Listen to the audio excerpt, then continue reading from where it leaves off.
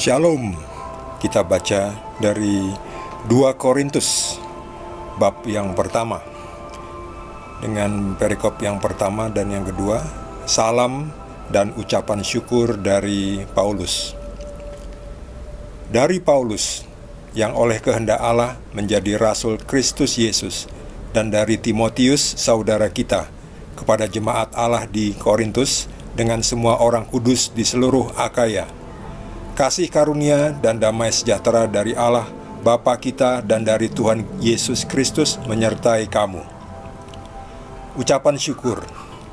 Terpujilah Allah Bapa Tuhan kita Yesus Kristus, Bapa yang penuh belas kasihan dan Allah sumber segala penghiburan, yang menghibur kami dalam segala penderitaan kami, sehingga kami sanggup menghibur mereka yang berada dalam bermacam-macam penderitaan dengan penghiburan yang kami terima sendiri dari Allah. Sebab sama seperti kami mendapat bagian berlimpah-limpah dalam kesengsaraan Kristus, demikian pula oleh Kristus kami menerima penghiburan berlimpah-limpah. Jika kami menderita, hal itu menjadi penghiburan dan keselamatan kamu. Jika kami dihibur, maka hal itu adalah untuk penghiburan kamu, sehingga kamu beroleh kekuatan untuk dengan sabar menderita kesengsaraan yang sama seperti yang kami derita juga. Dan pengharapan kami akan kamu adalah teguh. Karena kami tahu bahwa sama seperti kamu turut mengambil bagian dalam kesengsaraan kami, kamu juga turut mengambil bagian dalam penghiburan kami. Sebab kami mau, saudara-saudara, supaya kamu tahu akan penderitaan yang kami alami di Asia Kecil. Beban yang ditanggungkan atas kami adalah begitu besar dan begitu berat, sehingga kami telah putus asa juga akan hidup kami. Bahkan kami merasa seolah-olah kami telah dijatuhi hukuman mati. Tetapi hal itu terjadi supaya kami jangan menaruh kepercayaan pada diri kami sendiri, tetapi hanya kepada Allah yang membangkitkan orang-orang mati. Dari kematian yang begitu ngeri, Ia telah dan akan menyelamatkan kami. Kepadanya kami menaruh pengharapan kami bahwa Ia akan menyelamatkan kami lagi. Karena kamu juga turut membantu mendoakan kami, supaya banyak orang mengucap syukur atas karunia yang kami peroleh berkat banyaknya doa mereka untuk kami. Demikianlah sabda Tuhan. Kita sudah sampai di surat Rasul Paulus kepada umat atau jemaat di Korintus yang kedua. Ini surat yang kedua kepada umat di Korintus dari Paulus. Dimulai dengan salam dari Paulus dan dari Timotius. Timotius dan Paulus juga kerjasama melayani mereka, jemaat Tuhan di Korintus, dan juga dengan seluruh umat di Akaya. Di mana itu Akaya dan Korintus? Kita lihat peta. Ini adalah peta Mediterania, Laut Tengah. Ini Korintus. Sekarang ini bagian menjadi dari Yunani. Korintus, Athena, ini wilayah Yunani. Ini Akaya. Ini ditulis vertikal. Akaya ini wilayah saat ini adalah wilayah Yunani. Korintus juga bagian dari Yunani.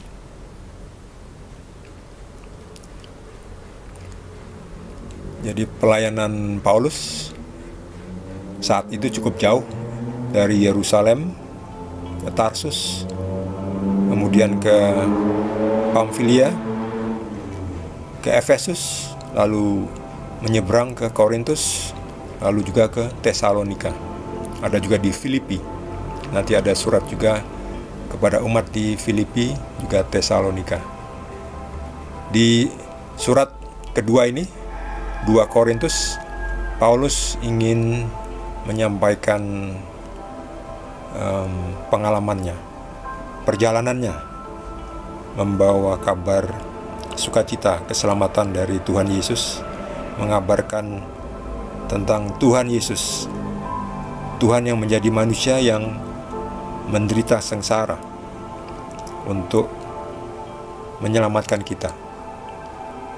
Setelah itu Tuhan mengutus, Yesus mengutus kita, waktu itu Paulus, untuk juga menderita bersama dengan Yesus.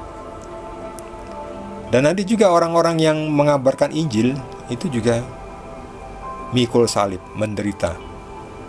Ya tentu ada penghiburannya ya. Seperti ini dikatakan. Sebab sama seperti kami mendapat bagian berlimpah-limpah dalam kesengsaraan Kristus, jadi mereka ikut menderita bersama Kristus dengan menyebarkan Injil. Menyebarkan Injil kan waktu itu Paulus ditolak, dianiaya, dipukuli, yang menderita luka-luka.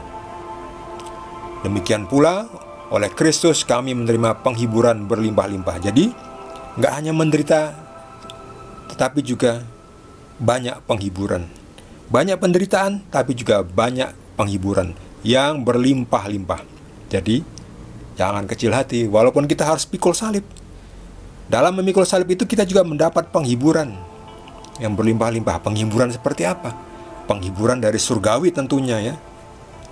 Ya bukan lalu penghiburannya kita mendapatkan menang lotre berjuta-juta dolar. Enggak seperti itu ya. Jadi penghiburan dari Tuhan tuh jangan disamakan dengan penghiburan dari dunia ini. Dunia ini kan penghiburannya bersifat daging, kenikmatan daging. Ya, kalau penghiburan dari Tuhan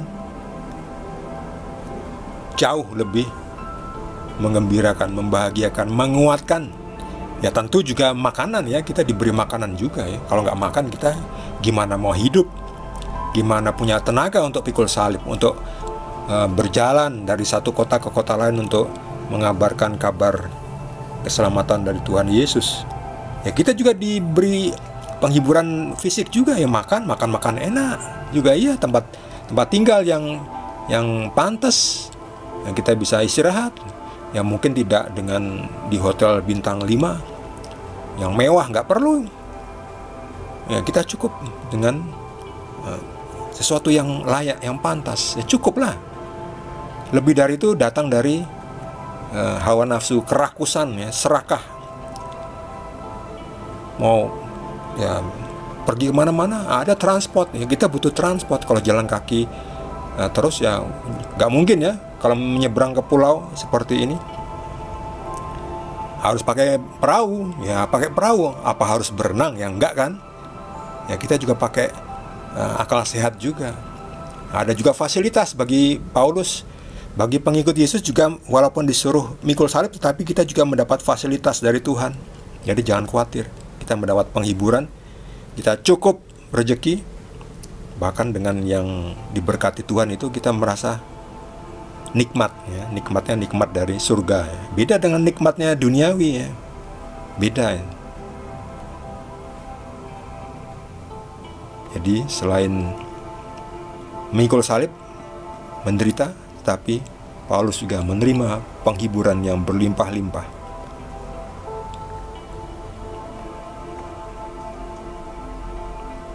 Paulus sendiri juga mengakui bahwa beban untuk mikul salib, untuk menyebarkan ajaran Yesus itu berat.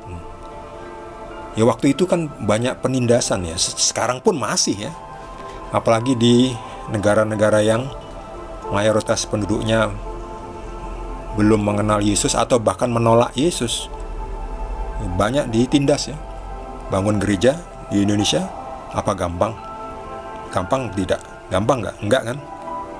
Itu bagian dari ini yang dikatakan begitu besar dan begitu berat bebannya. Jadi sampai dikatakan bahwa Paulus sempat putus asa. Ya kita juga kan, kalau kita udah usaha keras, banting tulang ya, peras keringat, tapi tetap masih buntu, belum ada titik terang, belum ada jalan keluar. Pernah nggak saudara seperti itu? Sudah usaha, sudah doa, sudah mati raga, sudah puasa, tapi belum ada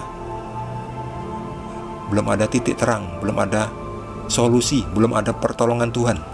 Nampaknya Tuhan sedang tidur. Jangan salah. Itu bagian dari penantian.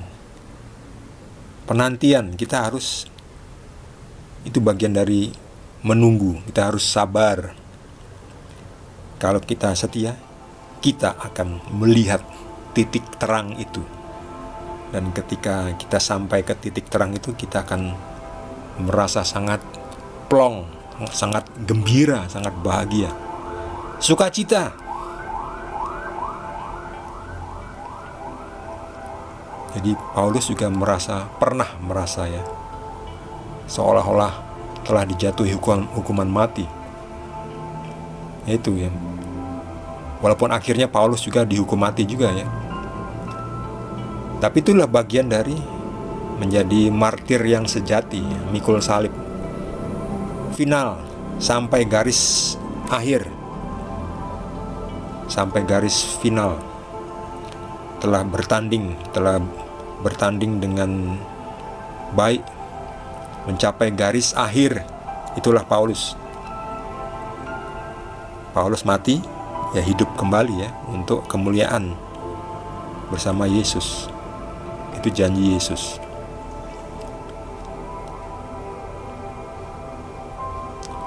Paulus juga bersyukur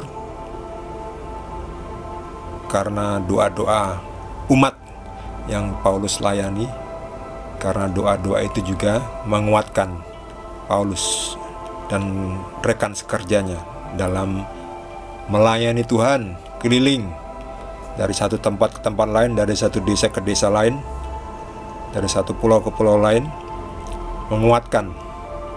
Sampai sekarang juga kita para misionaris itu juga butuh doa ya, supaya semangat. Jadi doa-doa umat itu juga diperlukan bagi para biarawan, biarawati, para pastor, para pendeta, para pemimpin umat. Paus Fransiskus juga meminta doa umat, semua umat, untuk mendoakannya supaya tetap sadar, tetap bijaksana. Karena nggak gampang itu jadi pemimpin, jadi gembala, apalagi gembala yang utama itu. Wah, berat itu. Butuh kekuatan spirit, kekuatan roh kudus. Makanya Paus Fransiskus juga minta doa. Semua orang, gak cuma pemimpin umat, juga butuh didoakan ya. Semua saling mendoakan supaya tetap sadar, tetap kuat, tetap sabar, semangat, cerdas, tetap penuh kasih. Meskipun gak gampang, tapi itulah, kita butuh doa dari orang-orang lain juga ya, untuk kita. Demikian juga kita mendoakan orang lain supaya mereka tetap dijaga oleh Tuhan, dikuatkan, diberi semangat, diberi kesembuhan kalau sakit, diberikan materi yang dibutuhkan supaya bisa bergerak, supaya bisa melayani, supaya bisa kerja, supaya bisa menghasilkan buah. Bagi saudara yang mendapatkan tambahan pencerahan dari Tuhan Yesus, boleh juga berbagi dengan kita semua. Yang belum subscribe, jangan lupa di subscribe dan juga di like. Kita akan lanjutkan dengan perikop berikutnya dari 2 Korintus. Terima kasih. Tuhan Yesus berkati kita semua.